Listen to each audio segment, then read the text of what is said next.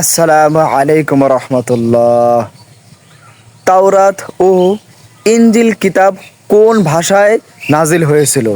প্রিয় বন্ধুরা, জানাবো আজকের এই ভিডিওতে। এরকম ইসলামিক ভিডিও পেতে চাইলে আমার এই চ্যানেলটি এখনই সাবস্ক্রাইব করে দিন। তো চলুন মূল ভিডিওতে যাওয়া যাক। তাওরাত ও ইনজিল কিতাব কোন ভাষায় নাজিল হয়েছিল? তাওরাত নাজিল হয়েছিল মুসা আলাইহিস সালামের উপর। তেনার বনি ইসরায়েলের মাতৃভাষা ছিল হিব্রু ভাষা, তার জন্যই বলা হয়েছে তাওরাত নাজিল হয়েছে হিব্রু ভাষায়। সুবহানাল্লাহ। এবং ইনজিল কিতাব নাজিল হয়েছে ঈসা আলাইহিস সালামের উপর।